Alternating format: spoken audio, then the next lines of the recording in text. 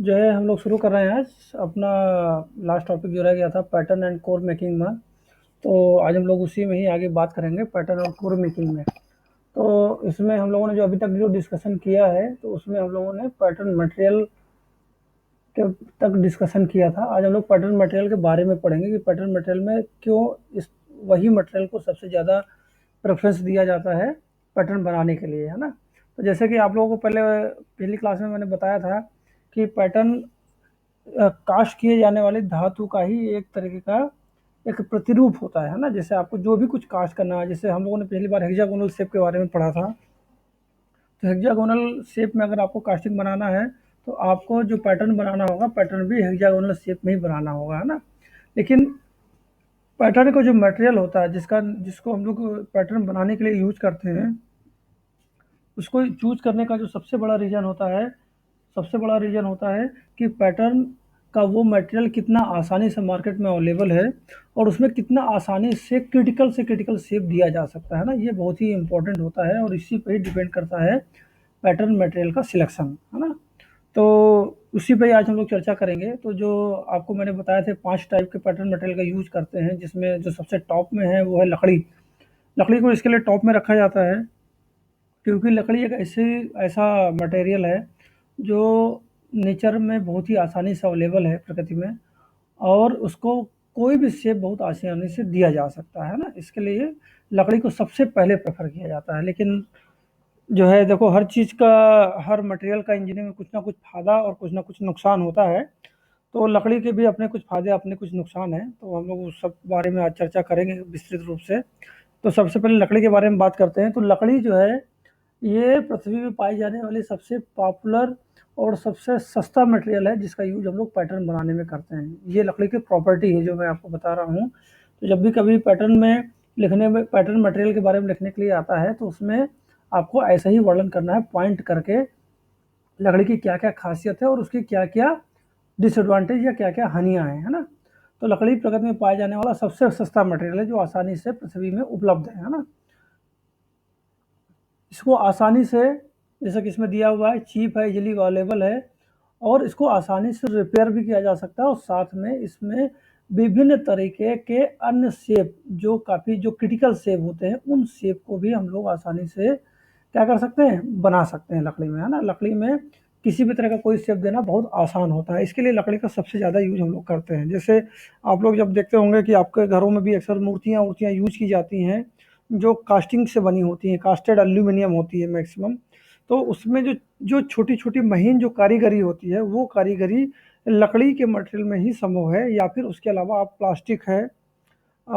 वैसे तो plaster of Paris और वैक्स में सबसे ज़्यादा संभव है, बट प्लास्टर ऑफ पेरिस और वैक्स और प्लास्टिक ये ऐसे मटेरियल है जो थोड़ा सा महंगे पड़ते हैं। इसके लिए उसमें करने के बजाय हम लोग लकड़ी में आसानी से इसको कर सकते हैं ना। ये लकड़ी की खासियत होती है। दूसरा क्या खासियत होती है, लकड़ी वेट में बहुत हल्की होती है और इसमें स्मूथ सरफेस बहुत ही आसानी से बनाया जा सकता है ना। ये लकड़ी की बहुत खास बात होती है। इसको भी आप पॉइंट करके लिखेंगे, ठीक है। अब लकड़ी को क्या कर सकते हैं, लकड़ी की सरफेस में ये एक सैलिक कोटिंग होती है ना। ये याद रखिएगा, इस सैलिक कोटिंग को करके, ये सैलिसिलिक कोटिंग होती है एक्चुअली इसका नाम होता है। इसको करके लकड़ी को बहुत समय तक सुरक्षित रखा जा सकता है। लकड़ी में किसी तरह के कोई कीड़े मकोड़े या किसी तरह का कोई फंगल डिग्रेडेशन नहीं होता है ना। तो उसके लिए इस तरह की कोटिंग की जाती है। तो जब भी आप ये नाम आप जरूर याद रखिएगा, सैलिक कोटिंग जो होती है ना, एक तरीके का पेंटिंग होता है ये, इसको लकड़ी में किया जाता है ना। लेकिन ये सब चीज़ों करने के बावजूद भी, जैसा कि मैंने आपको बताया कि लकड़ी के कुछ अपने हानियाँ और कुछ अपने लाभ होते हैं।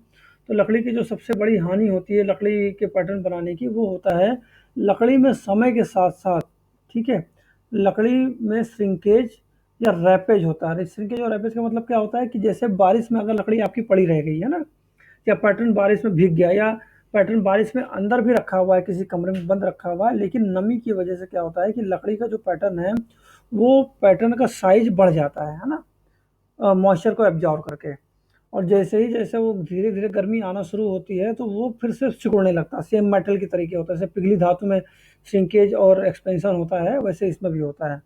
तो उसमें चूँकि जो आपका श्रिंकेज होगा, वो क्या होगा, अनकंट्रोल्ड होगा, तो उसकी वजह से उसकी डायमेंशन में चेंज हो जाता है ना, और एक बार अगर डायमेंशन चेंज हो गई, तो उसके बाद फिर वो पैटर्न आपका क्या हो जाएगा, खराब हो जाएगा। उस पैटर्न को फिर आप दोबारा यूज़ नहीं कर सकते। ये लकड़ी का सबसे बड़ा डिसएडवांटेज है ना?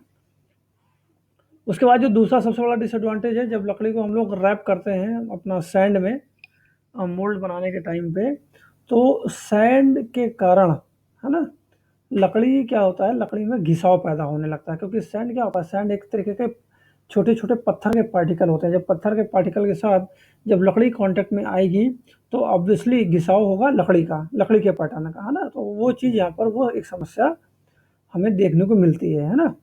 तीसरा जो होता है, जो उसके बाद जो हमें समस्या जो देखने को मिलती है, कि लकड़ी में क्या होता है कि लकड़ी को अगर आप रफ हैंडलिंग करेंगे, मतलब लकड़ी के पैटर्न को आप कैसे भी उठा रहे हैं, उसको हाथ से उठा रहे हैं या पटक रहे हैं, या क्रेन से आपने किसी उल्टा सीधे तरीके से उसको उठा दिया, तो उसकी जो आपने डिजाइनिंग की हुई है, या लकड़ी में जो भी आपने पैटर्न के छोटे छोटे आकृतियां जो आपने उसमें उकेरी हुई हैं, वो आकृतियां डैमेज हो जाती है ना। तो ये लकड़ी का डिसएडवांटेज होता है पैटर्न का, है ना, लकड़ी के पैटर्न का।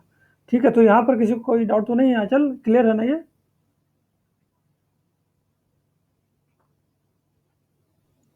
यस सर, क्लियर है। ओके।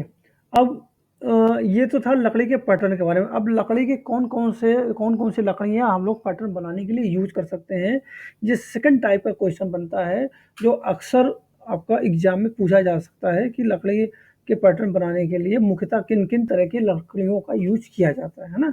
तो उसमें जो सबसे टॉप प्रायोरिटी में रहता है, वो होता है आपका शीशम। ठीक है, इसके लिए शीशम का यूज किया जाता है, क्योंकि शीशम बहुत आसानी से अवेलेबल होता है ना, कहीं पर भी होगा, मतलब जंगलों में या नॉर्थ, मतलब मैदानी भागों में, पहाड़ी भागों में, सभी जगह शीशम आसानी से पाया जाता है। ठीक है। दूसरा, पहले आपको टाइप बता दे रहा हूँ, फिर इसके बारे में बताता हूँ। दूसरा है आपका कैल। ठीक है, ये दूसरी टाइप की लकड़ी है, जो जनरली जंगलों में पाई जाती है। तीसरा है आपका देवदार। देवदार भी आपका जंगलों में या पहाड़ी इलाकों में पाई जाने वाली सबसे बहुतायत में पाई जाने वाली लकड़ी है। इस लकड़ी का यूज़ भी हम लोग पैटर्न बनाने के लिए कर सकते हैं ना। तो ये जो नाम मैं आपको बता रहा हूँ, ये नाम इसको याद रखिएगा, कम से कम इतने नाम तो आप ज़रूर लिखिएगा। ठीक है। फिर तीसरा है आपका टीक की लकड़ी।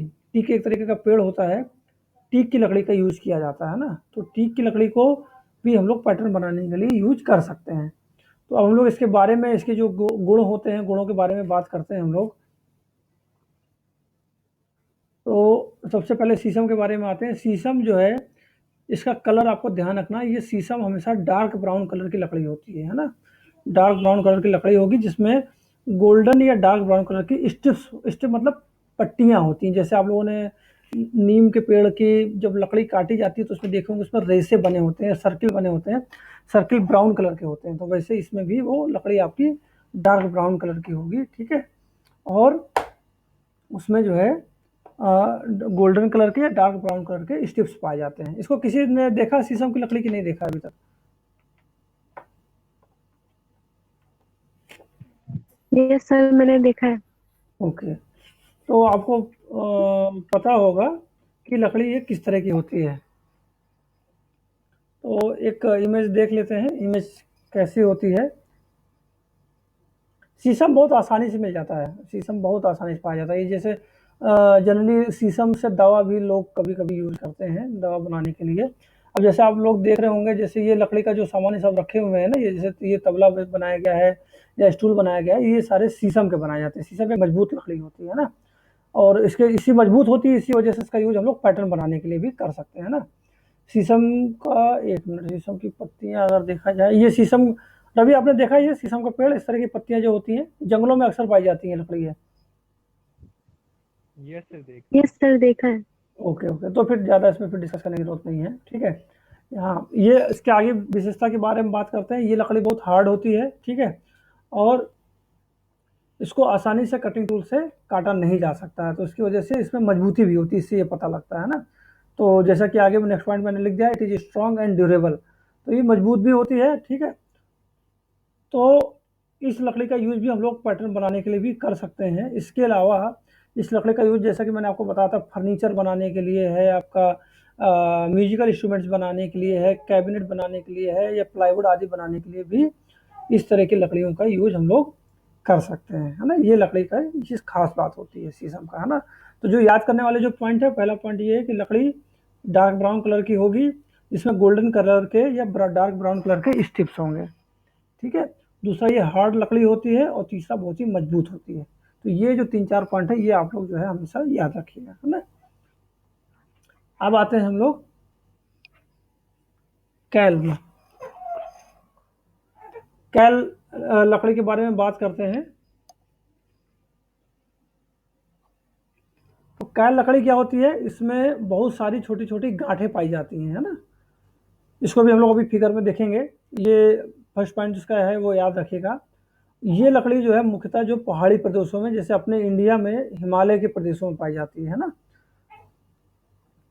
और ये लकड़ी जो है बहुत हार्ड और ड्यूरेबल, जैसे कि शीशम होती है उस तरह की ही होती है, हार्ड और ड्यूरेबल होती है। इसके लिए इसका यूज़ हम लोग पैटर्न बनाने में कर सकते हैं, है ना? और दूसरा, ये जो लकड़ी होती है, इस लकड़ी का यूज़ भी हम लोग फर्नीचर बनाने के लिए करते हैं, है ना? तो ये लकड़ी की खास बातें हैं। एक्चुअली जब भी एग्ज़ाम में जब लिखने के लिए आता है, तो उसमें कौन-कौन सी लकड़ियाँ यूज़ की जाती हैं और उनके क्या-क्या गुण होते हैं, वो क्वेश्चन में मैक्सिमम करके पूछा ही जाता है ना? तो यहाँ पर हो सकता है कि लकड़ी की लगभग क्वालिटी सबकी सेम टू सेम हो, लेकिन आपको क्वालिटी सबकी वैसी की वैसी लिखनी है ना? उसमें कुछ भी क्वालिटीज़ आपको छोड़नी नहीं है ना? तो कैल आप लोगों ने अब कैल मैंने भी नहीं देखा आज तक। कैल देख लेते हैं। कैल की लकड़ी कैसी होती है? ये होती है आपकी कैल की लकड़ी, है ना? ये इस तरह की लकड़ी होती है। इसमें आप देख रहे हैं यहाँ पर आप देख ही रहे हैं कि यहाँ पर कई सारे नॉट्स दिखाई दे रहे हैं। अब चूँकि इसको मशीनिंग करके बनाया गया है, तो काफ़ी स्मूथ दिखाई दे रहा है।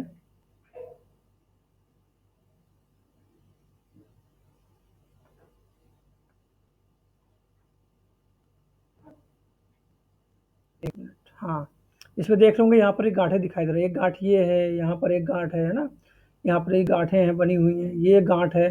तो इस तरह की, जैसा कि आपको थ्योरी में बताया है कि इसमें कैल की लकड़ी में बहुत सारी गाँठें पाई जाती हैं, नॉट्स पाई जाती हैं, तो वो आपको यहाँ पे नॉट्स दिखाई दे रही हैं। बट लकड़ी ये अपने आप में बहुत मजबूत लकड़ी होती है। ये ध्यान रखिए हमेशा कि पहाड़ों में पाई जाने वाली कोई भी लकड़ी हो, वो हमेशा बहुत मजबूत लकड़ी होती है, ठीक है? बाकी मैदानी भागों में जो लकड़ियाँ पाई जाती हैं, वो इतनी मजबूत नहीं होती हैं, ठीक है? तो आप सिंपल सा, आपको पहाड़ी भागों में जो भी पाई जाने वाली जो भी लकड़ियाँ अगर याद है, तो उसको सीधा आप पैटर्न बनाने के लिए आप उसको यूज़ कर सकते हैं, लिख सकते हैं आप, उसमें कोई डाउट नहीं है, ठीक है? अब आते हैं हम लोग देवदार। देवदार ये व्हाइट कलर की लकड़ी होती है ना, इसका कलर व्हाइट होता है, ठीक है? और चूँकि ये सॉफ्ट होती है लकड़ी, है ना? तो जब ये आप लोगों ने देवदार की लकड़ी देखी होगी, जनरली पुराने जो फर्नीचर पहले बनाए जाते थे, वो देवदार के बनाए जाते थे, और क्योंकि उसका जो रेशे होते थे वो बहुत ही स्मूथ होते थे, जिसकी वजह से उसमें किसी भी तरह की कोई कलाकृति जो है निकालना बहुत आसान हुआ करता था। देवदार की लकड़ी को भी अब मैं दिखाता हूँ।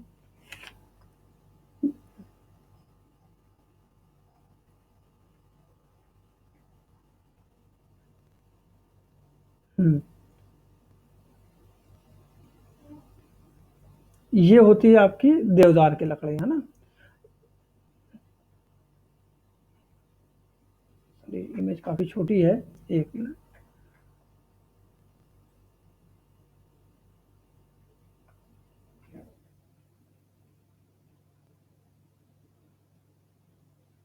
ये इमेज आपको दिख रही है? Yes sir. हाँ, ये जो देवदार की लकड़ी यस होती सर। है, हाँ, इसमें आप देख रहे हैं कि इसमें रेशे सारे जो है एकदम स्ट्रेट दिखाई दे रहे हैं, बिल्कुल सीधे। तो इस लकड़ी का जो सबसे बड़ा फ़ायदा होता है कि अगर आप इसको रेशे की दिशा में अगर आप इसको कटिंग करते हैं या किसी तरह का कोई ऑपरेशन करते हैं, तो लकड़ी बहुत ही स्मूथ हो जाती है ना? देखिए, रेशे के अगर 90 डिग्री में अगर आप किसी तरह का कोई ऑपरेशन करते हैं, तो वहाँ पर फिर लकड़ी वो खुरदरी हो जाती है ना? तो जो याद रखने वाली बात है, सबसे पहले ये व्हाइट कलर की होगी, ठीक है? दूसरा, ये सॉफ्ट होती है, लेकिन जब ये लकड़ी हार्ड होती है, उस समय इसका कलर जो है चेंज हो जाता है और वो हल्का पीले रंग की हो जाती है। आप लोगों ने देखा होगा घर में लोबान लोगों घर में यूज़ करते हैं लोबान जलाने के लिए, तो लोबान जो मिलती है, वो लोबान एक तरीके की लकड़ी होती है जो हमें देवदार से ही मिलती है, ठीक है? लोबान भी देखा होगा आप लोगों ने, बिल्कुल पीले कलर की लकड़ी के शेप में होती है ना? तो वो जो है हमें देवदार से ही मिलता है ना? उसके बाद चूँकि इसके रेशे एक ही डायरेक्शन में होते हैं, जिसकी वजह से उस डायरेक्शन में स्ट्रॉन्ग मजबूत होती है और ड्यूरेबल होती है। लेकिन उसके अपोजिट डायरेक्शन में भी देखें तो 90 डिग्री में, चूँकि रेशे के 90 डिग्री में जब आप काम करेंगे तो उस केस में उसकी स्ट्रेंथ और ज़्यादा अच्छी हो जाएगी, है ना? तो सेम डायरेक्शन के अगेंस्ट में 90 डिग्री में काम करना जो है एक्चुअल में तो टफ है, बट स्ट्रेंथ वाइज देखा जाए तो बहुत अच्छा होता है, ठीक है? अब जैसा कि मैंने आपको बताया कि इससे लोबान भी मिलता है, तो आप इसमें देख रहे हैं कि इस लकड़ी की अपनी एक अलग महक होती है ना? वो बहुत अच्छी महकता है। लोबान लोगों ने घर में यूज़ किया आप लोगों ने कि नहीं किया कभी भी? किया है। हाँ, तो लोबान जो महकता है वो काफ़ी दूर तक उसकी खुशबू जाती है, जलाने पर भी और नहीं भी जलाएँगे तब भी वो अच्छा महकता है। तो वैसे ही देवदार की लकड़ी भी चूँकि देवदार की लकड़ी से हमें लोबान मिलता है, तो देवदार की लकड़ी भी लोबान के तरीके ही महकती है ना? इसमें पर्याप्त मात्रा में देवदार इसमें ऑयल पाया जाता है, तेल मिलता है, ठीक है? जिसकी वजह से क्या होता है कि इसमें किसी भी तरह का कोई कीड़े-मकोड़े का अटैक नहीं हो पाता। ये इस लकड़ी का सबसे बड़ा एडवांटेज होता है ना? और चूँकि लकड़ी हिमालय में पाई जाती है, तो हिमालय में पाई जाने वाली सारी सारी जो लकड़ियाँ होती हैं, उनकी हाइट मान के चलिए कि 1500 से 3000 मीटर तक हो सकती है ना? तो बहुत हाइटेड होती हैं, है ना? और इस लकड़ी का यूज़ भी हम लोग पैटर्न बनाने के लिए, ठीक है, डोर बनाने के लिए, फर्नीचर बनाना है या स्लीपर आदि रेलवे के जो स्लीपर है इनको बनाने के लिए हम लोग इसका यूज़ कर सकते हैं, है ना? उसमें भी इसको हम लोग करते हैं। अब जो लास्ट पॉइंट है हमारा टीक। टीक ये भी लकड़ी जो है बहुत हार्ड लकड़ी होती है, ठीक है? दूसरा ये चूँकि कॉस्टली मटेरियल है, ठीक है? हार्ड है, कॉस्टली है और ये गोल्डन येलो कलर की या डार्क ब्राउन कलर की लकड़ी पाई जाती है, ये इसके मेन गुण है ना? और ये जो लकड़ी है ये मुख्य रूप से आपको मध्य प्रदेश में पाई जाती है और बहुत ही स्ट्रांग होती है। तो आप देख रहे होंगे कि पैटर्न बनाने में यूज की जाने वाली लकड़ियों के जो गुण हैं, जो क्वालिटीज हैं, वो लगभग सबकी सेम है। सभी हार्ड हैं, सभी स्ट्रांग हैं, सभी ड्यूरेबल हैं और सभी लाइट वेटेड हैं। बस ये है कि वो अलग अलग लोकेशन में पाई जाती है, उसके हिसाब से उनका कलर जो है कलर चेंज होता है। बस आपको कलर स्पेशली याद रखना है। बाकी हार्ड होती है, स्ट्रांग होती है, ड्यूरेबल होती है, आपको सब में आप जो है लिख सकते हैं, कोई प्रॉब्लम नहीं है। ठीक है, यहाँ तक सबको क्लियर है? आंचल? Yes sir. ओके। अब हम लोग बात करते हैं मेटेलिक पैटर्न बनाने के लिए। तो मेटेलिक पैटर्न जो है लकड़ी के पैटर्न के अगेंस्ट में उसमें जो गुण होते हैं मेटेलिक पैटर्न में वो थोड़ा सा डिफरेंट होते हैं, है ना? अब जैसे मेटल से आपको पता लगता है कि लकड़ी के अगेंस्ट में मेटल बहुत ही मजबूत धातु होती है ना? तो ऑब्वियसली एक पॉइंट ये निकल के आ गया कि भाई मेटल के जो पैटर्न बनाए जाते हैं वो बहुत ही मजबूत होते हैं, ठीक है? अब इसके आगे और क्या क्या होते हैं आगे हम लोग बात करते हैं। मेटेलिक पैटर्न का जो यूज किया जाता है, मेटेलिक पैटर्न का यूज तब हम लोग करते हैं जब हमें कोई भी कास्टिंग बहुत बड़ी संख्या में बनानी होती है, ठीक है? भाई एक दो कास्टिंग तुम्हें बनानी है तो सिंपल लकड़ी के पैटर्न का यूज कर सकते हैं, लेकिन अगर आपको हजारों हजार संख्या में आपको पैटर्न कास्टिंग का निर्माण करना है तो उसके लिए जो है आपको मेटेलिक पैटर्न का यूज करना पड़ेगा, ठीक है? ये जो पैटर्न होते हैं चूंकि मेटल या धातु के बने हुए होते हैं तो इसमें जो एटमॉस्फेरिक जो मॉइस्चर है, मॉइस्चर का असर अपेक्षाकृत कम होता है लकड़ी के अगेंस्ट में, है ना? होता है लेकिन कम होता है, ठीक है? तो कैसे होता है भाई, जैसे आप लोग कार्बन स्टील या कास्ट आयरन या दूसरे अन्य धातु जो जिसमें फेरस मटेरियल पाया जाता है, जब आप उसके पैटर्न का यूज करते हैं तो उसमें मॉइस्चर की उपस्थिति में जंग लग जाती है, ठीक है? बाकी आपकी एल्यूमिनियम है, कॉपर है या दूसरी अन्य धातुएं हैं उसमें जंग नहीं लगती क्योंकि उसमें फेरस एटम नहीं पाया जाता है, ठीक है? उसके बाद जो नेक्स्ट बेनिफिट क्या होता है कि लकड़ी के अगेंस्ट में इसमें अपेक्षाकृत बियर बहुत कम होता है। बियर मतलब घिसाव। जैसे लकड़ी है, लकड़ी जब सैंड के कांटेक्ट में आती है तो उसमें अब्रेशन होने लगता है ना? वो जल्दी जल्दी घिसने लगती है, लेकिन मेटल के पैटर्न में ऐसा नहीं होता है, ठीक है? उसके बाद क्या होता है कि मेटल के पैटर्न में जो सबसे प्रमुख बात है जो और है वो क्या है कि मेटल के पैटर्न में जो डायमेंशन होती है, आप मशीनिंग करके डायमेंशन बहुत अच्छे से मेंटेन कर सकते हैं। और दूसरा इसका सरफेस फिनिश बहुत अच्छा होता है ना, क्योंकि आप मशीनिंग करके पैटर्न का निर्माण करते हैं। ठीक है, तो ये लकड़ी के पैटर्न के अगेंस्ट में मेटल के पैटर्न की ये खास बात है ना। और दूसरा और जो देखा जाए, इसकी स्ट्रेंथ तो अच्छी होती ही होती है, वो तो बाय डिफ़ॉल्ट वो सही है लकड़ी के अगेंस्ट में। तो मेटेलिक पैटर्न में ये खास बातें होती हैं। तो यहाँ पर किसी को कोई डाउट तो नहीं है कि मेटेलिक पैटर्न में ये ऐसा कैसे है और लकड़ी के पैटर्न में ऐसा कैसे है?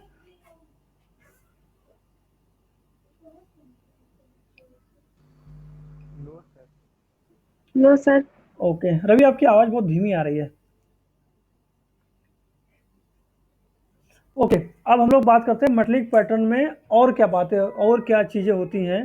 मेटेलिक पैटर्न में जो जो डिसएडवांटेज है वो है कि मेटेलिक पैटर्न को बनाने के लिए बहुत ज़्यादा पैसा लगाना पड़ता है, क्योंकि आप उसमें मशीनिंग करेंगे, कटिंग करेंगे और दूसरे अन्य ऑपरेशन करेंगे, तो उसके लिए टूलिंग कॉस्ट बहुत ज़्यादा होता है। ठीक है, दूसरा क्या होता है, इसका वेट बहुत ज़्यादा होता है। लकड़ी के अगेंस्ट में मेटेलिक पैटर्न के वेट ज़्यादा होते हैं, जिसकी वजह से उसको उसकी हैंडलिंग कॉस्ट भी ज़्यादा होती है। ठीक है, और तीसरा जैसे कि आपको मैंने बताया कि फेरस वाले जो पैटर्न होते हैं उसमें कोरोजन या रस्टिंग होता है, तो वो इसमें समस्या रहती है। ठीक है,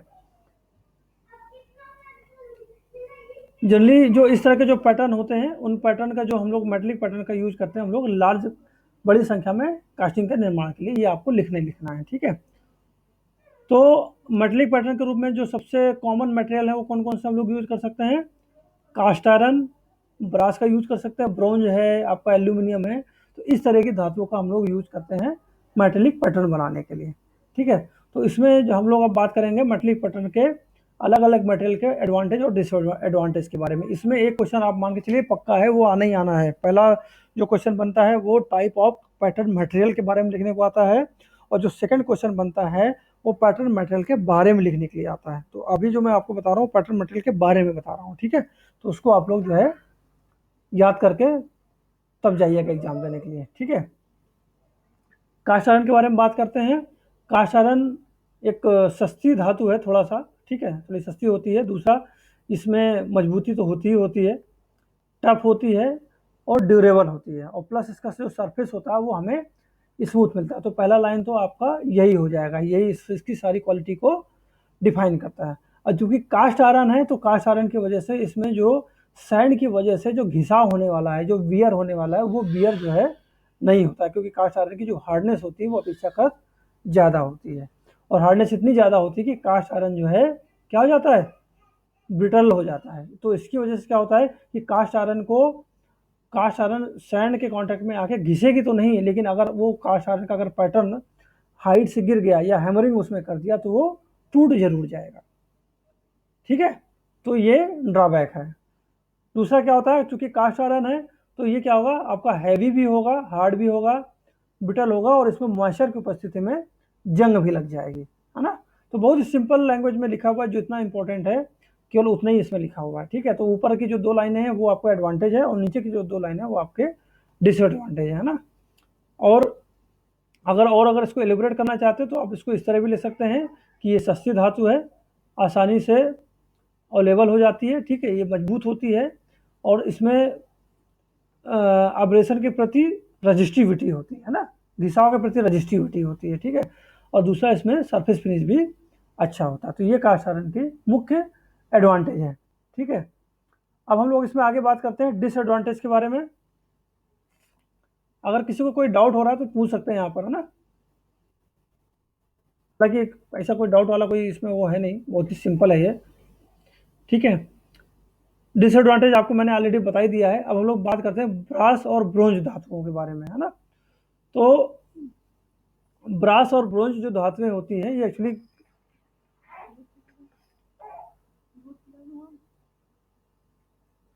ब्रास और ब्रोंज जो धातुएं होती हैं, एक एक मिनट रुकेगा। ओके, ब्रास और ब्रोंज धातुओं के बारे में बात कर रहे थे। तो ब्रास और ब्रोंज जो धातुएं होती हैं ये जनरली कॉपर मटेरियल होती है ना, जिसमें कुछ मात्रा में जिंक पाया जाता है ना। तो जिंक की प्रतिशत मात्रा के आधार पर ही ब्रास और ब्रोंज को अलग अलग कैटेगराइज किया जाता है। ठीक है, तो ये भी धातुएं अपेक्षाकृत, अगर हम लोग कास्ट आयरन की बात करें तो कास्ट आयरन के अगेंस्ट में ब्रास और ब्रोंज में कोरोजन बिल्कुल नहीं होता है। ठीक है, तो और दूसरा क्या होता है कि ये धातुएं मजबूत भी होती हैं, प्लस इसमें मशीनिंग करके इसको आसानी से आकार दिया जा सकता है ना, तो उसमें सरफेस फिनिश भी अच्छा मिलता है। तो इसके लिए ब्रास और ब्रोंज धातुओं का यूज भी हम लोग पैटर्न बनाने के लिए करते हैं, है ना। तो क्वालिटीज़ के बारे में अगर बात करें तो ये धातुएं अपेक्षाकृत थोड़ा भारी होती हैं और थोड़ी महंगी धातुएं हैं कास्ट आयरन के अगेंस्ट में, क्योंकि ये एलॉय होती हैं, एक तरीके की कॉपर एलॉय हैं, तो एलॉय हमेशा महंगे ही होते हैं, ठीक है। दूसरा, इनका यूज हम लोग हमेशा इस छोटी कास्टिंग बनाने में कर सकते हैं, है ना, करते हैं। तीसरा क्या है, इसमें इनकी स्ट्रेंथ बहुत अच्छी होती है, मशीनेबिलिटी बहुत अच्छी होती है, जैसा कि मैंने आपको बताया था, और प्लस कोरोजन और बियर रजिस्टिविटी भी बहुत अच्छी होती है। इसमें कोरोजन और बियर नहीं होता है बिल्कुल किसी तरह का, ठीक है। और चूंकि ये धातुओं की हार्डनेस अपेक्षाकृत कास्ट आयरन से कम होती है, तो जिसकी वजह से मशीनिंग करके इनका सरफेस फिनिश भी हमें बहुत अच्छा मिलता है, ठीक है। तो ब्रास और ब्रोंज पैटर्न जो होते हैं, इनका यूज जो है हम लोग पैटर्न बनाने में भी कर सकते हैं। तो एक्चुअल में देखा जाए तो जो सबसे आदर्श धातुएं अगर देखी जाए पैटर्न बनाने के लिए, तो उसमें मुख्य रूप से ब्रास है, ब्रोंज है, एल्यूमिनियम, ये ऐसी धातुएं हैं जिससे बने हुए पैटर्न से अगर आप कास्टिंग का निर्माण करेंगे तो हमें सबसे ज़्यादा फिनिश सरफेस मिलता है, ठीक है। मेटल या आपका आयरन या कास्ट आयरन के अगेंस्ट में, ठीक है।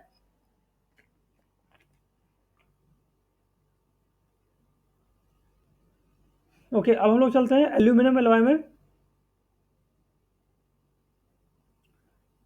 एल्यूमिनियम एलॉय, ये एल्यूमिनियम धातुएं हैं, ठीक है, जिसमें कुछ मात्रा में दूसरे अन्य है, जैसे निकिल है या दूसरे अन्य मेटल मिलाकर उसकी स्ट्रेंथ बढ़ाई जाती है। तो एल्यूमिनियम एलॉय सबसे ज़्यादा यूज किए जाने वाला मेटल है, जिसका यूज हम लोग पैटर्न बनाने में करते हैं, ठीक है। उसका रीजन क्या है कि इनका जो वेट होता है, वेट बाकी धातुओं के अपेक्षा बहुत कम होता है। दूसरा क्या होता है कि इनका सरफेस फिनिश बहुत अच्छा होगा, और तीसरा क्या होता है कि इनका मेल्टिंग पॉइंट भी अपेक्षाकृत बहुत कम होता है, जिसकी वजह से आप इनको पिघला कर भी पैटर्न बना सकते हैं, ठीक है। और चौथा क्या होता है, जो कि एल्यूमिनियम एलॉय है, जिसकी वजह से इनकी स्ट्रेंथ जो है बहुत ही अच्छी होगी, ठीक है। तो ये होते हैं एल्यूमिनियम एलॉय के गुण। उसके बाद क्या है, चूंकि एल्यूमिनियम एलॉय है तो इसमें कोरोजन रेजिस्टिविटी भी बहुत अच्छी होती है, और सैंड के जो घिसाव होता है, घिसाव भी अपेक्षाकृत बहुत कम होता है ना, जिसकी वजह से लॉन्गर लाइफ होती है, मतलब काफ़ी लंबे समय तक इस तरह के पैटर्न का यूज आप बार बार कर सकते हैं, ठीक है। लेकिन जो इनकी रिपेयरिंग होती है, जैसे आपका पैटर्न में अगर किसी तरह की कोई समस्या हो गई, पैटर्न कहीं टूट गया या कुछ हो गया, तो उस केस में पैटर्न को रिपेयर करना थोड़ा सा टफ होता है। तो इसके लिए ये थोड़ा सा एक डिसएडवांटेज होता है एल्यूमिनियम एलॉय में, ठीक है। क्लियर है रवि?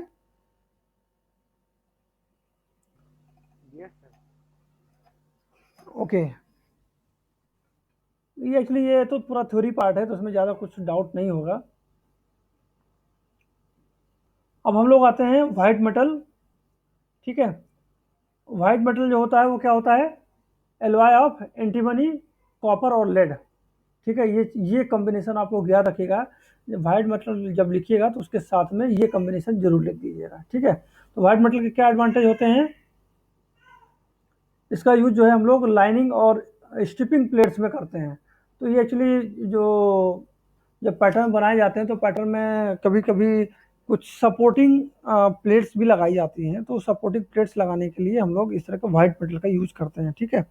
उसके बाद क्या होता है, इनका जो मेल्टिंग पॉइंट होता है वो अपेक्षाकृत कम होता है, कितना होता है, 260 डिग्री सेंटीग्रेड, ठीक है। और इसका यूज जो हम लोग कर सकते हैं कास्टिंग में, जो बहुत सकरी कैविटीज होती हैं, बहुत छोटी छोटी कैविटीज होती हैं, उनको बनाने के लिए कर सकते हैं। जैसे आपको कास्टिंग के अंदर कोई छोटा सा होल बनाना है, तो होल बनाने के लिए हम लोग क्या करते हैं, व्हाइट मेटल के प्लग बनाकर वो डाल देंगे। अब जो कि 260 डिग्री सेंटीग्रेड पर व्हाइट मेटल मेल्ट हो जाएगा, तो उतने टेम्परेचर पर वो मेटल मेल्ट होकर आगे बह जाएगा, तो वहाँ पर छेद बन जाएगा, ठीक है।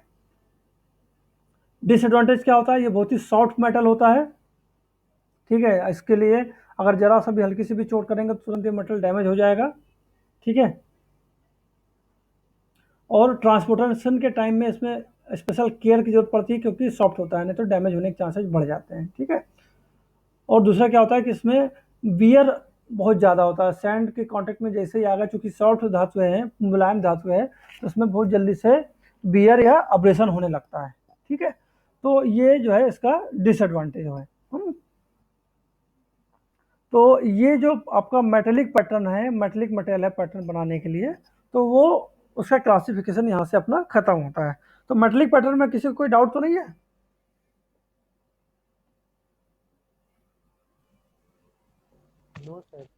No sir.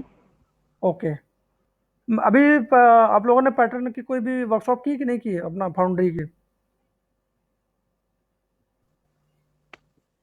No sir. Okay okay, foundry की अगर वर्कशॉप नहीं की है तो फिर आपको पैटर्न दिखाने पड़ेंगे। एक मिनट, एक दो पैटर्न भी देख लेते हैं, पैटर्न किस तरह से बनाए जाते हैं, क्या प्रोसीजर होता है।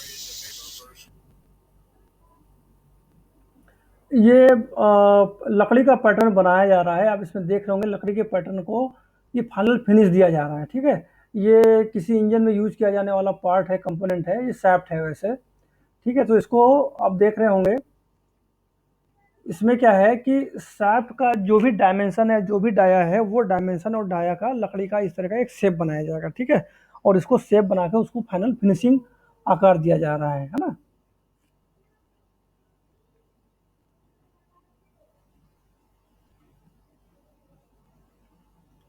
अब इसमें देख रहे होंगे कि इस पैटर्न में यहाँ पर ही छोटा सा गड्ढा दिखाई दे रहा है, तो इस गड्ढे को भी भरना पड़ेगा। ठीक है,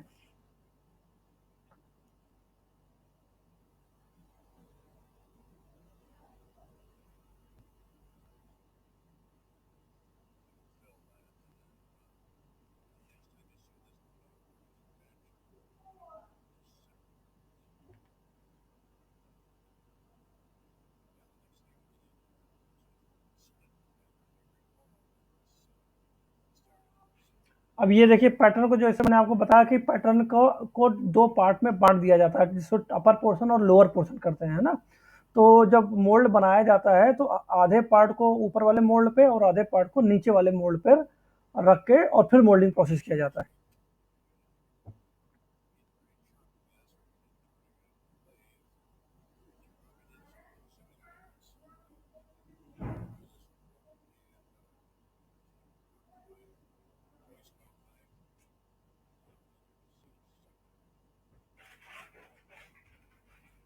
अब ये देखेंगे बिल्कुल सेंटर से इसको दो पार्ट में बटा गया है।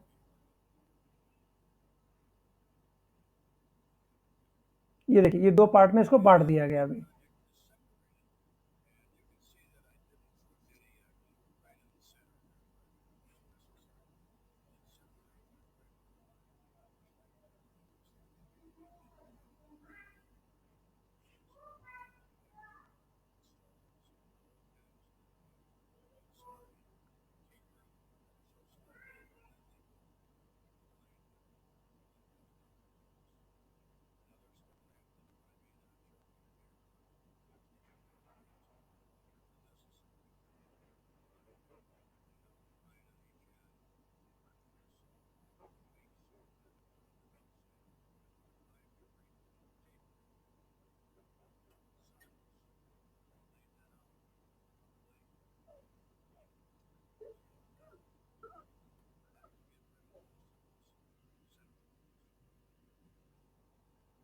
तो इसमें आप पैटर्न में देख रहे होंगे, इसमें बीच में दो होल दिखाई दे रहे हैं। तो ये जो होल होते हैं, ये होल इसके लिए बनाए जाते हैं ताकि पैटर्न के जो टॉप और बॉटम पोर्शन, जो ये दोनों पार्ट हैं, इन दोनों पार्ट को बिल्कुल सेंटर टू सेंटर मैच कराकर जोड़ने के लिए इसमें क्या की जाती है, इसमें लकड़ी की पिनें डाल दी जाती हैं।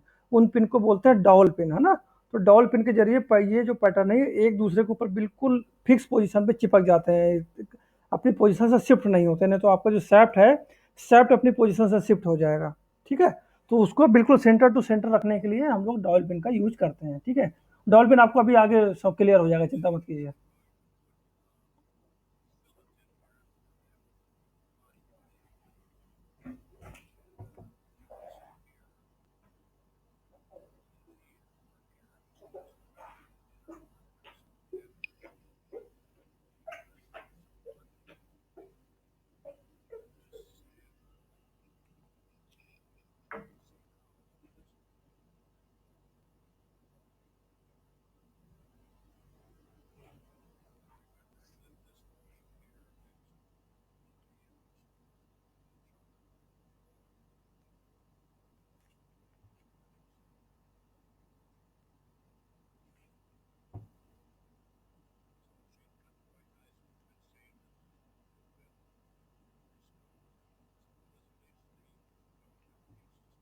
अब इसमें आप देख रहे होंगे, ये जो ये बोल रहा है, जो ये बता रहा है, इसका मतलब ये है कि वो पैटर्न जो बनाया गया है, पैटर्न का सरफेस फिनिश करना इसके लिए इतना ज़रूरी है, क्योंकि जो सैफ्ट या जो भी कास्टिंग आपकी बन के तैयार होगी, वो कास्टिंग भी आपकी फिनिश सरफेस वाली होगी। अदरवाइज उस कास्टिंग को फिनिश करने के लिए आपको बाद में बहुत ज़्यादा एफर्ट करना पड़ेगा। ठीक है, तो इसके लिए अगर आप पहले से ही पैटर्न को एकदम फिनिश बनाएंगे, तो कास्टिंग को फिनिश करने में आपको बहुत कम एफर्ट करना पड़ेगा। ठीक है, तो ये इंपॉर्टेंस होता है पैटर्न के फिनिश सरफेस का।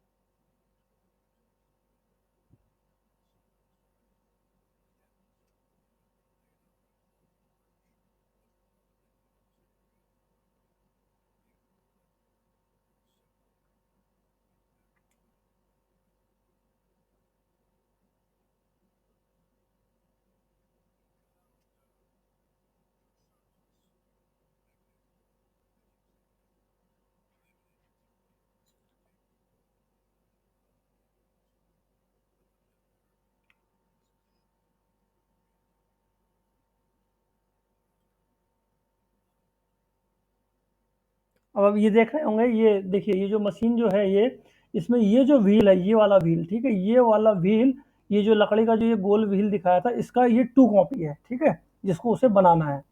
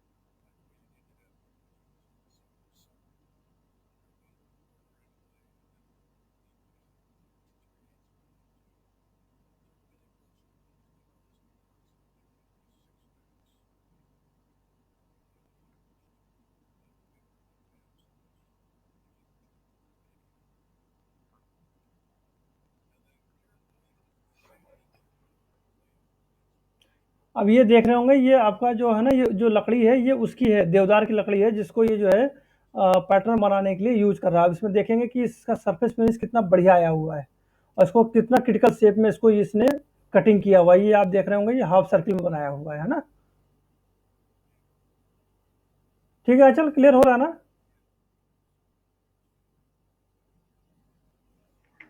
Yes, sir. ओके।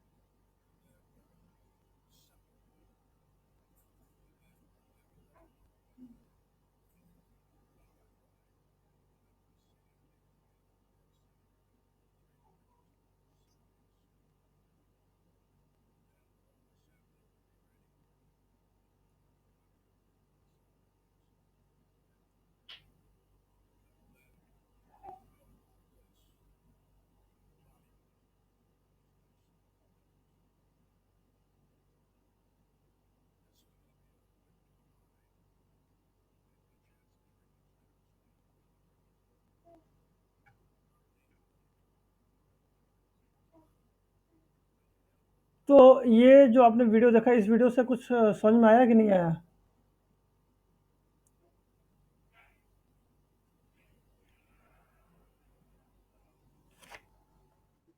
सर इसमें क्या बना रहा है ये नहीं समझ में आ रहा है। ये बना रहा है आपका एक स्टीम इंजन है, स्टीम इंजन की शाफ्ट बना रहा है, ठीक है।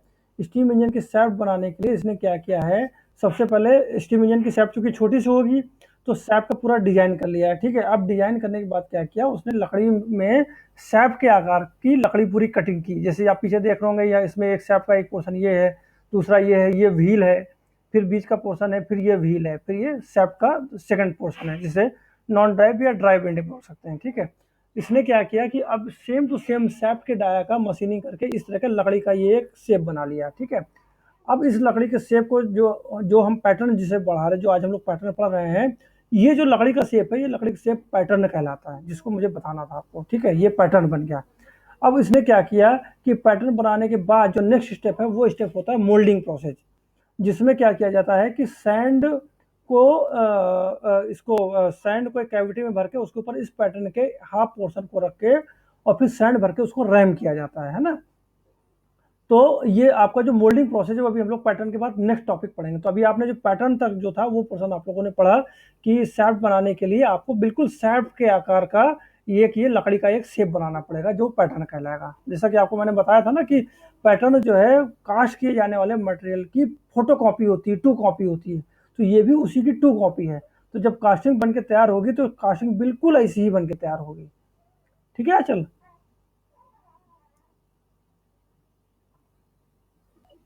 Yes sir. सर इसके ऊपर ये 3 गुटका रखा हुआ क्या है? वो 3 गुट का एक्चुअली वो सैडल है, वो सपोर्ट करने के लिए वो बनाया है, वो उसका वो अलग चीज़ है, ठीक है। वो सपोर्ट करने के लिए आपको जो मेन पार्ट जो समझना था, वो मेन पार्ट ये समझना था कि ये पैटर्न के लिए जो सैप का जो डिजाइन है, सैप का डिजाइन वो कैसे बनाया गया लकड़ी में, ठीक है। क्या रिक्वायरमेंट है आपको, सरफेस फिनिश का क्या रिक्वायरमेंट है, डायमेंशन का क्या रिक्वायरमेंट है, वो चीज़ समझना है आपको, ठीक है। आप देख रहे होंगे बिल्कुल सरफेस फिनिश, बिल्कुल चिकनी लकड़ी बन गई, ठीक है, बिल्कुल अच्छे से सरफेस फिनिश किया हुआ है, डायमेंशन पूरा अच्छे से मेंटेन किया हुआ है, जो जो डायमेंशन आपको पैटर्न सैफ्ट में चाहिए, लगभग वही डायमेंशन जो है मेंटेन किया। वैसे ये हमेशा ध्यान रखिए कि पैटर्न जब बनाया जाता है तो कास्ट किए जाने वाले मटेरियल का जो एक्चुअल डायमेंशन होता है उस डायमेंशन से थोड़ा बड़ा बनाया जाता है। उसका रीज़न ये होता है कि उसमें आपको जब कास्टिंग बन के तैयार होगा तो उसमें आपको दुनिया भर के मशीनिंग ऑपरेशन करने पड़ेंगे। तो मशीनिंग ऑपरेशन के लिए उस कास्टिंग में आपको एक्स्ट्रा मटेरियल चाहिए, ठीक है। तो वो एक्स्ट्रा मटेरियल हमें मिले उसके लिए हम जो है जो पैटर्न बनाते हैं उसके डायमेंशन जो है कास्ट किए जाने वाले मटेरियल से ज़्यादा रखते हैं हमेशा, ठीक है। ठीक है, चल।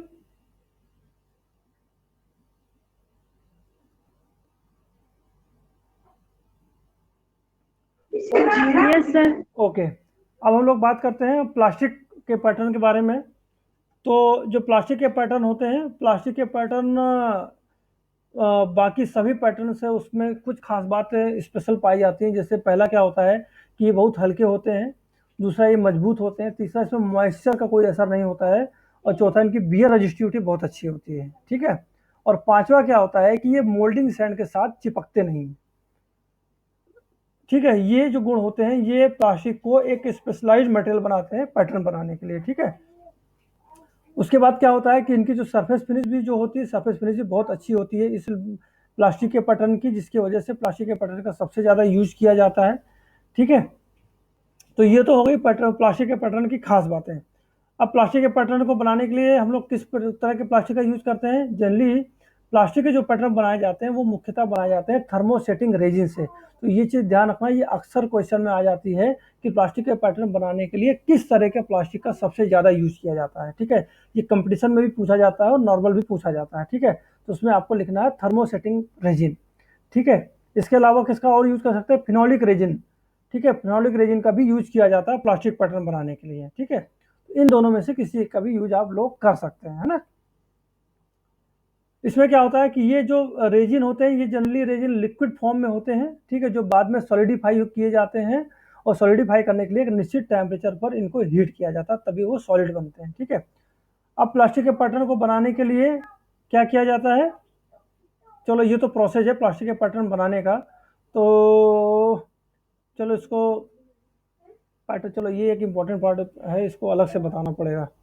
तो इसके बारे में हम लोग बात करते हैं। सबसे पहले इसका एक छोटा सा एक वीडियो देखते हैं, अगर वीडियो मिल जाएगा तो बहुत अच्छा होता है।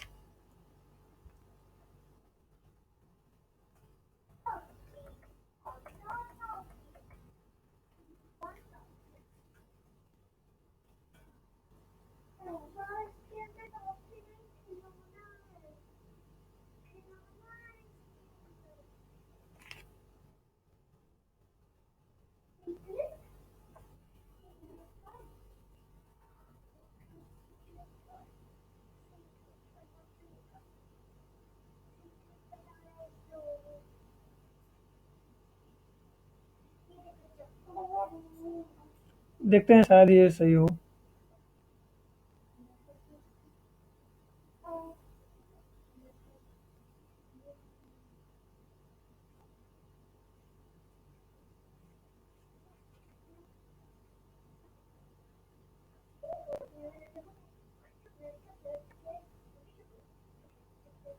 अब इसमें देख देख रहे होंगे कि इसमें जो है ये जो आपका फिनोलिक रेजिन है, फिनोलिक रेजिन इस तरह लिक्विड फॉर्म में रहते हैं, ठीक है। इसके लिक्विड फॉर्म को आपस में पहले मिलाया जाता है, मिलाकर इसको मिक्स करेंगे, ठीक है। आप इसको एक बार देख लीजिए, फिर उसको हम लोग आगे थ्योरी में पढ़ते हैं, ठीक है।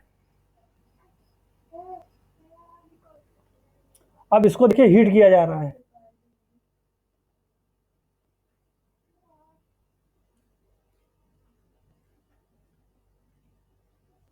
अभी लिक्विड को जो है हम लोगों ने डाल दिया इसमें कैविटी में।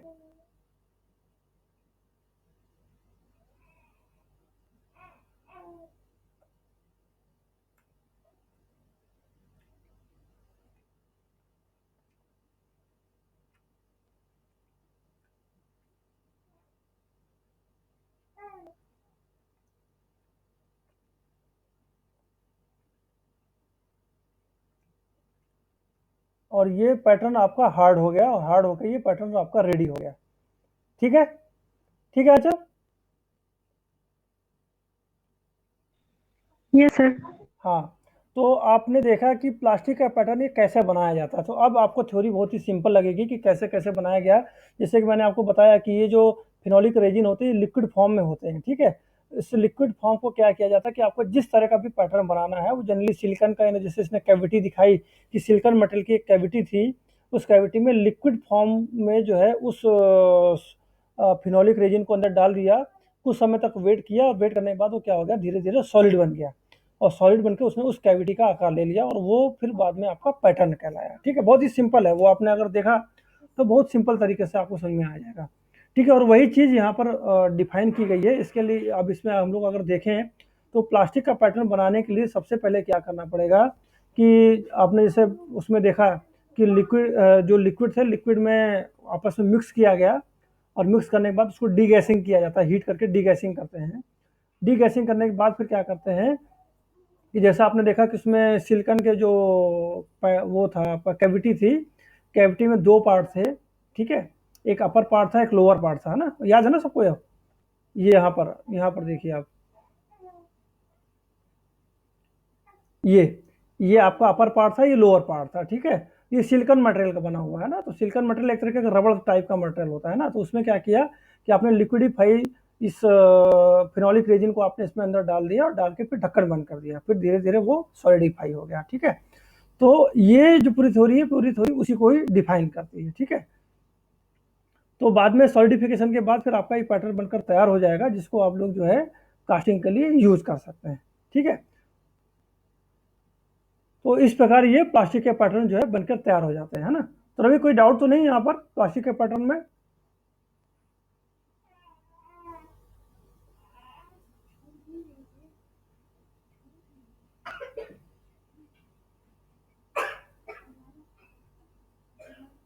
ओके रवि, आपकी आवाज़ नहीं आ रही है। चल, आपको क्लियर हो गया?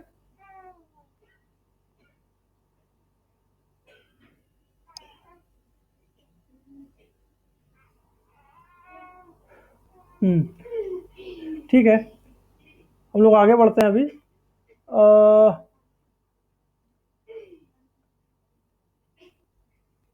ओके, चलो प्लास्टर के बारे में मैं पढ़ लेते हैं, फिर बाकी फिर नेक्स्ट क्लास में पढ़ेंगे।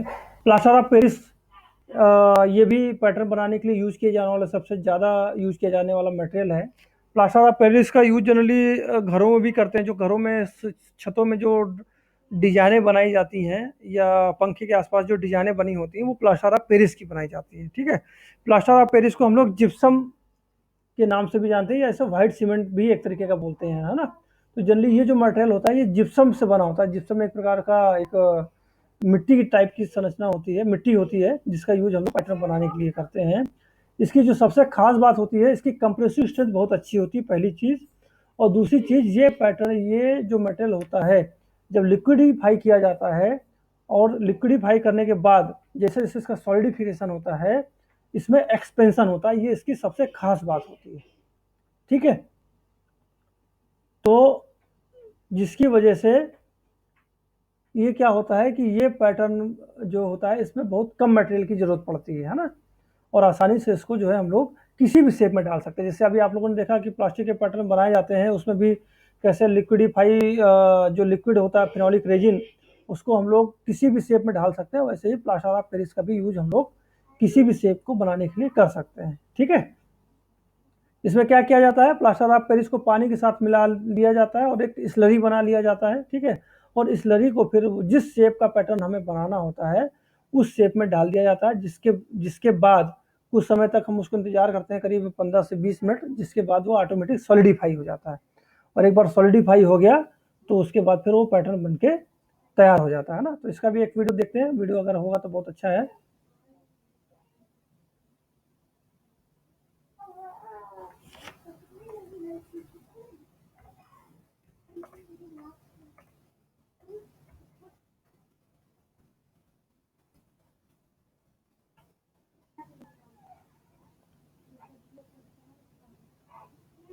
हाँ, ये देखते हैं प्लास्टर ऑफ पेरिस का। ठीक है, सबको दिख रहा है ना ये?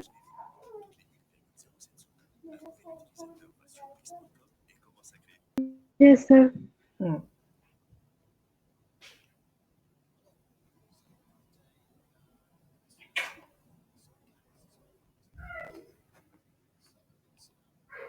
ये प्लास्टर ऑफ पेरिस है, ठीक है, जो आपका अभी सीमेंट के रूप में है। ठीक है, बिल्कुल सूखा पाउडर है ना।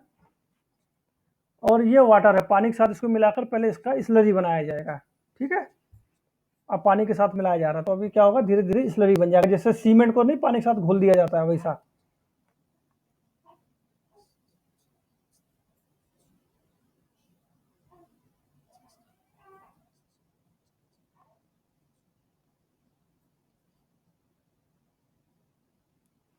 अब ये स्लरी बनाया जा रहा है, अच्छे से मिक्स करेंगे तो पूरा स्लरी बन जाएगा। ठीक है, अब स्लरी बनने के बाद जिस शेप में आपको पैटर्न का निर्माण करना है उस शेप में आप इसको, इस स्लरी को भर दीजिए, है ना। ऐसा भर दिया जाएगा जैसे भर रहा है।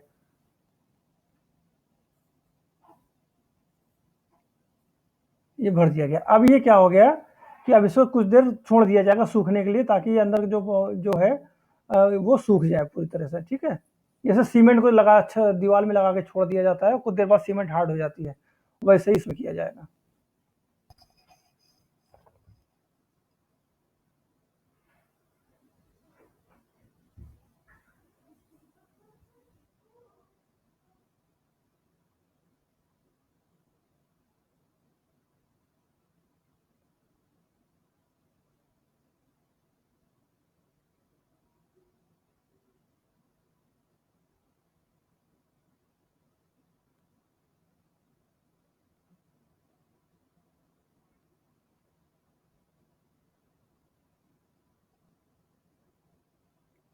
ठीक है, अब एक बार जब ये सूख जाएगा तो सूखने के बाद फिर ये, इसको आप बाहर निकाल सकते हैं।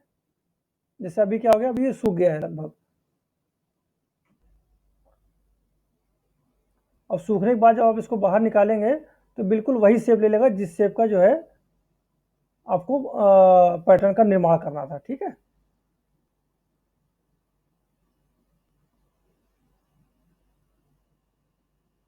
ये देखिए, ये देखिए, ये मूर्ति बनाने के लिए है ना।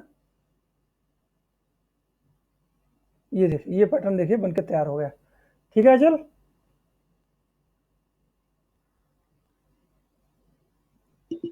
Yes sir. तो यहाँ से आपको क्लियर हो गया सबको कि प्लास्टर ऑफ पेरिस का से पैटर्न का निर्माण किस तरह किया जाता है। बिल्कुल, ये अब ये देखिए पैटर्न ये बन के आपका तैयार हो गया। अब इस पैटर्न का जो है आप यूज कर सकते हैं कास्टिंग प्रोसेस में। ठीक है। सर सर इसका जो मोल्ड होता है वो लकड़ी का ही हो सकता है और किसी चीज का नहीं? नहीं, आप कैसा भी मोल्ड बना सकते हैं, वो आपके उस पे आपका अपनी पसंद पे डिपेंड करता है। लकड़ी का भी हो सकता है, आपका प्लास्टिक का भी हो सकता है, किसी भी तरह का हो सकता है ना।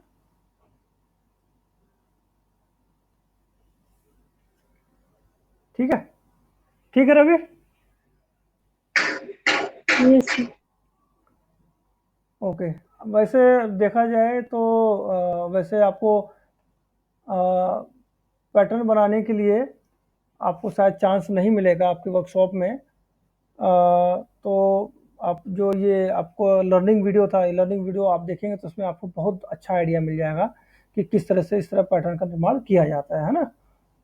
तो आज हम लोग यहीं पर अपना सेशन एंड करेंगे, है ना। आज हम लोग यहीं तक पढ़ेंगे प्लास्टर तक। बाकी नेक्स्ट सेशन में फिर हम लोग आगे बात करेंगे वैक्स पैटर्न के बारे में। वैक्स पैटर्न एक इम्पॉर्टेंट पार्ट है और बहुत ही ज़्यादा इम्पॉर्टेंट है। ठीक है।